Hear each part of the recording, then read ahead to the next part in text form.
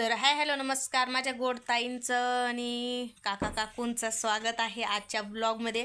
तर या चहा प्यायला तर आत्ता वाजले 5 आणि आज ना म्हणजे करायचं नव्हतं पण म्हटलं करू ब्लॉग। म्हणजे असं काही नाही मी खूप बिझी आहे असं पण काही नाही आहे, आम्ही असे वेल्लेचे पण म्हटलं कंटाळा आला होता। हां बिस्किट दाखवते तुम्हाला, कंटाळा आला होता तर मग म्हटलं आज करू आणि आज मस्तपैकी बनवणार आहे मी कुळदाची जिलेबी। तर कोणाकोणाला माहिती नक्की कमेंट करून सांगा। आणि आज बनवायची मस्त अशी कुळदाची जिलेबी। चुलीवर करायचा बेत चालू होता पण खूप लांब पडतं या घरातून त्या घरातून, मग बाहेर जा, मग ते खूप असं दमल्यासारखं होतं, त्यापेक्षा म्हटलं गॅसवरच करू। आणि आता चहा पिऊन घेते आणि भांडे दिवसभराची जेवणाची याचे त्याचे आत्ता खुशीचे पप्पा जेवले ते, तर मग आता ते सगळे भांडे घासून घेते आणि मग लगेच सुरुवात करीन। कारण तिला किती नाही म्हटलं ना आमच्या दोघांची जरी बनवायची ठरली म्हणजे दोघांची तर बनवतीच नाही आम्ही, कारण सगळ्यांनाच आवडती, शेजारी म्हणजे ताईन त्यांना पण आवडते, मग थोडी जास्तच बनवते मी। तर मग म्हणजे आता 3-4 लोकांची बनवायची आहे तर मग तरी 1-1.5 तास आरामात जाईल मला, कारण आहे ना ती वळवावं लागते अशी एकदम बारीक बारीक, काही जाड ठेवते पण जाड ना शिजायला टाईम लागतो, त्याच्यामुळं मला नाही आवडत ती असं मस्त बारीक बारीक वळायला टाईम लागल, त्याच्यामुळं मग थोडं लवकरच बी लागणार आहे मी आज। चला पिऊन घेते आणि याच्यातनं बिस्किटं टाकले मी त्याच्यामुळं ते असं दिसू राहिलं बरं का। चला पिऊन घेते आणि सुरुवात करू आपण स्वयंपाकाला।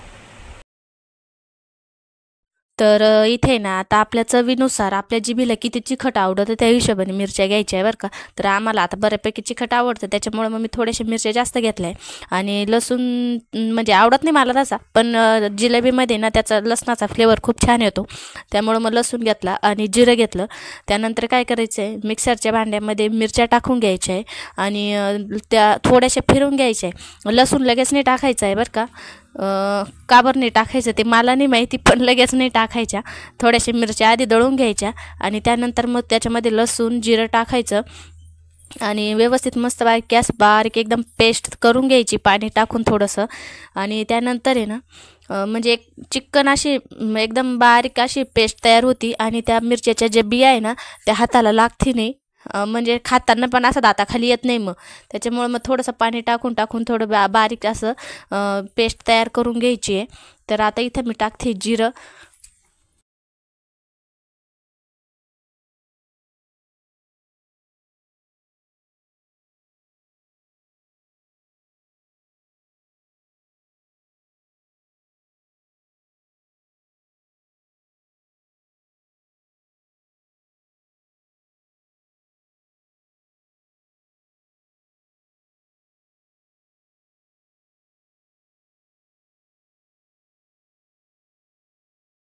तर त्यानंतर काय करायचं आहे, ही पेस्ट दळून झाल्याच्या नंतर मस्तपैकी घरातली परात घ्यायची, त्याच्यामध्ये ना आता गव्हाचं पीठ, आता तुम्हाला जर गव्हाचं पीठ आवडत असेल तर घ्यायचं जिलेबीमध्ये, नाही तर मग नुसती कुळदाची पिठाची जरी केली तरी होते, पण मला आहे ना थोडंसं गव्हाचं पीठ टाकून आवडतं, म्हणजे निम्म कुळदाचं आणि निम्म गव्हाचं असं प्रमाण ठेवते मी आणि म्हणजे छान लागते। आता ते आम्हाला आवडते ते म्हणून सांगते, जर तुम्हाला जर आवडत असली नुसती कुळदाची तर ते करायचं, किंवा मग एक डब्बा कुळदाचा आणि अर्धा डबा गव्हाचा असं जरी घेतलं तरी चालून जातं।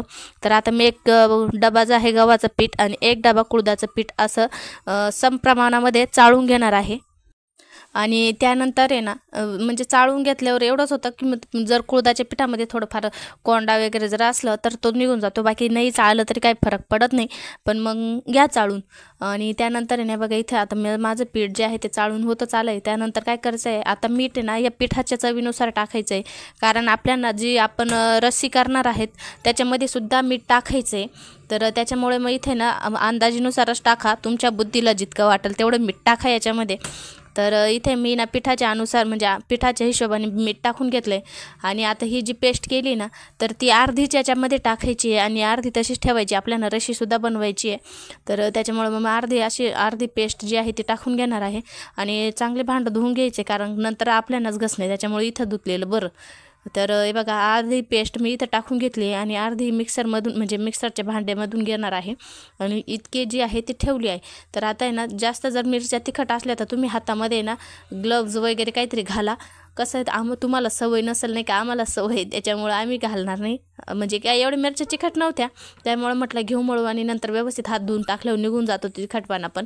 तर इथे ना आपण जसं पीठ मळतो आपण पोळ्यांचं त्याच पद्धतीने सेम त्याच पद्धतीने मळायचं आहे आणि व्यवस्थित मळून मग 2-3 मिनटं जरी आपण भिजवलं ना तरी भरपूर छान होऊन जातं.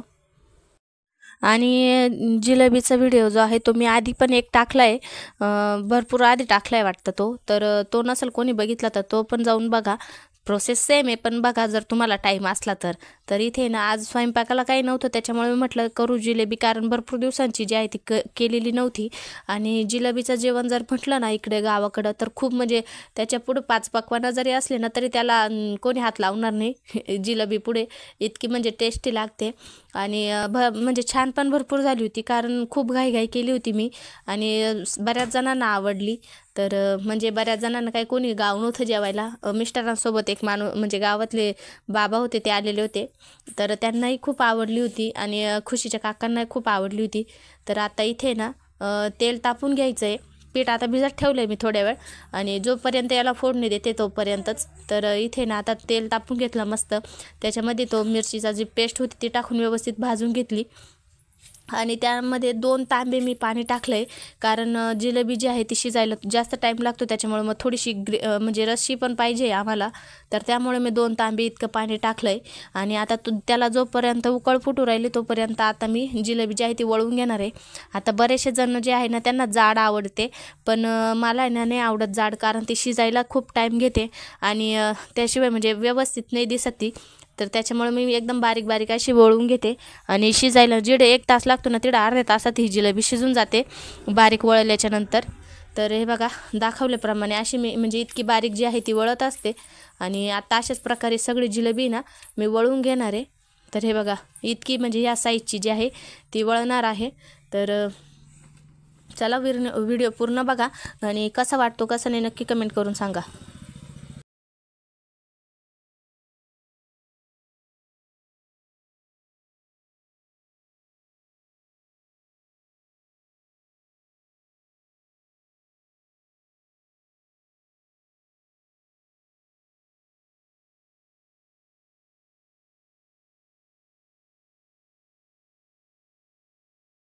तर हे बघा इथे ना आपल्या आता फोडणीला उकळ फुटलेली आहे. तर आता एक एक दोन दोन टाकत काय बसायचं नाही बरं का. तर तशी बी पाणी उकळल्याच्या नंतर आहे ना ते आपण जसं टाकलं ते सगळं मोकळी होऊनच जाते.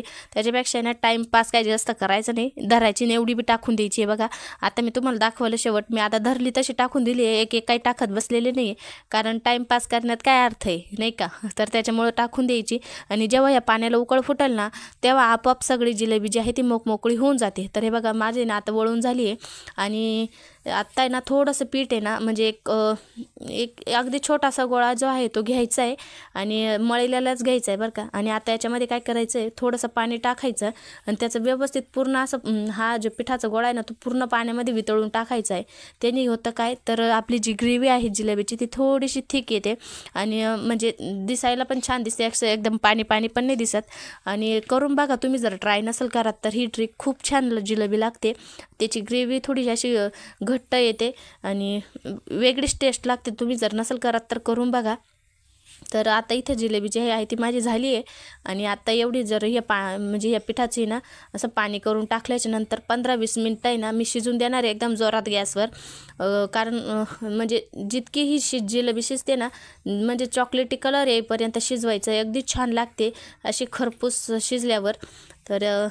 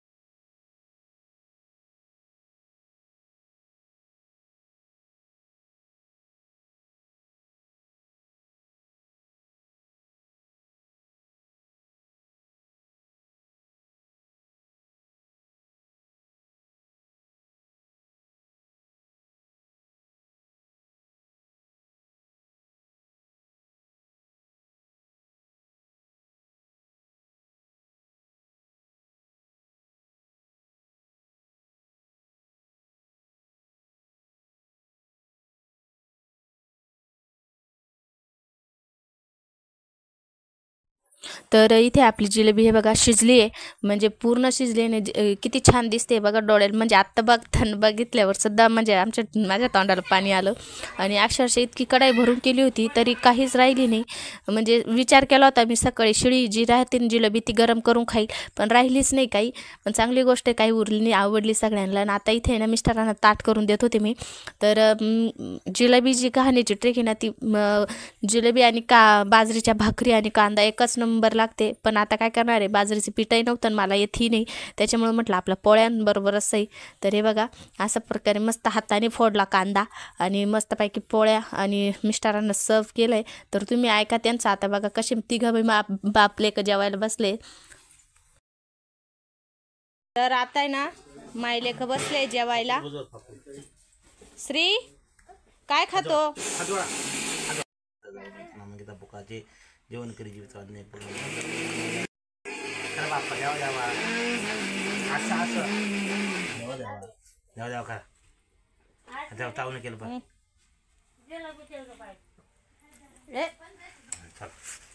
बसा आता जेवायला. चला जेवून घे.